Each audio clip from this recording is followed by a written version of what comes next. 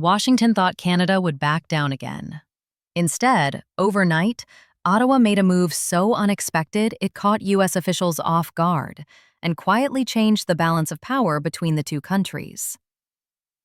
According to multiple reports, U.S. officials issued fresh warnings aimed at Canada over a growing dispute involving trade, defense cooperation, and strategic alignment. While public statements were carefully worded, sources close to the talks described the tone behind closed doors as unusually blunt. The message from Washington was clear: fall in line or face consequences. For years, Canada had absorbed similar pressure quietly, choosing diplomacy over confrontation. This time, however, something was different. As news of the U.S. threat began circulating, Canadian officials convened emergency meetings in Ottawa. Senior ministers, defense advisors, and trade experts worked through the night. What followed was not a slow, cautious response, but a calculated and decisive move that caught Washington off guard. By morning, Canada had signaled it was no longer willing to accept being treated as a junior partner. The first sign of change came through a carefully timed announcement. Canada confirmed it would reassess several bilateral agreements that had long favored U.S. interests. While no immediate withdrawals were announced, the language was unmistakable. Ottawa emphasized sovereignty, mutual respect, and the right to act independently in matters of national interest. Markets reacted almost instantly, and political analysts scrambled to interpret what many described as a quiet rebellion. Behind the scenes, Canadian diplomats were already reaching out to alternative partners. Conversations with European allies intensified, and talks with Asian economies accelerated. The message was subtle but powerful. Canada had options. No longer would it rely solely on Washington's approval to secure its economic and strategic future. Washington's reaction revealed just how unexpected this shift was. U.S. officials attempted to downplay the situation publicly, insisting that relations with Canada remained strong and productive. Yet within policy circles, concerns began to surface. Canada was not just pushing back rhetorically, it was actively restructuring its leverage. Defense analysts noted that Canada's response included a reassessment of joint military commitments and procurement strategies. While Canada reaffirmed its commitment to shared security, it also signaled that future cooperation would be based on equality, not pressure. This was a notable departure from the traditional dynamic, where Ottawa often aligned quietly with Washington's priorities. The Canadian public largely rallied behind the government's stance. Polling conducted shortly after the announcement showed a surge in support for a firmer approach toward the United States. Many Canadians expressed frustration over years of perceived bullying, particularly in trade disputes and defense spending demands. For them, Ottawa's response was long overdue. Opposition voices in Canada were more cautious, but still acknowledged the significance of the moment.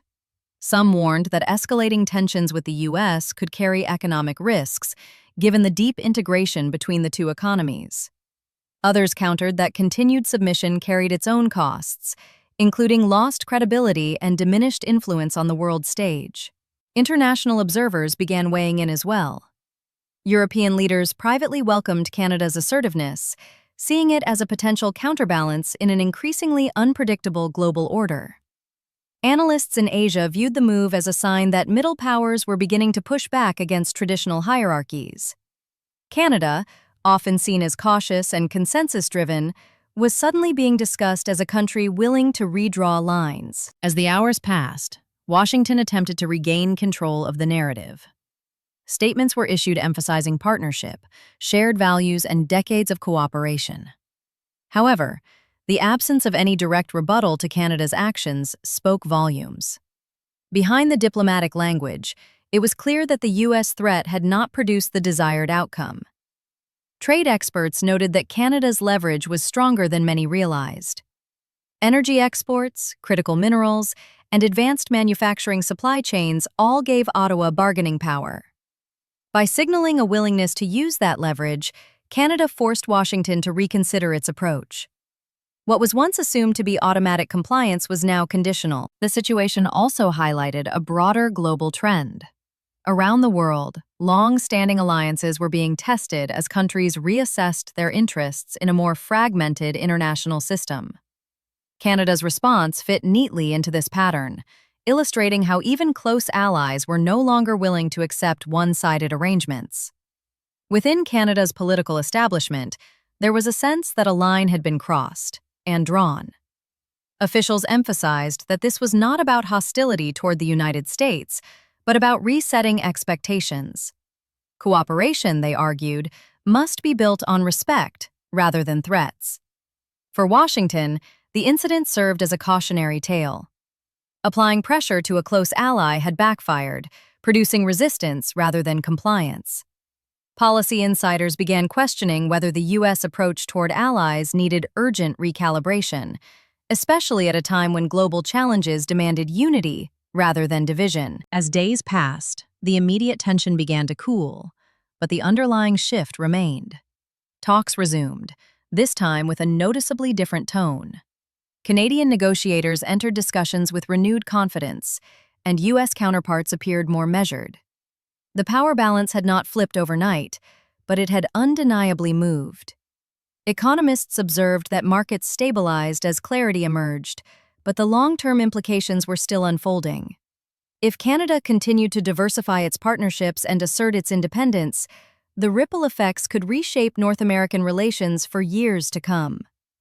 For many Canadians, the episode marked a moment of national self-assertion.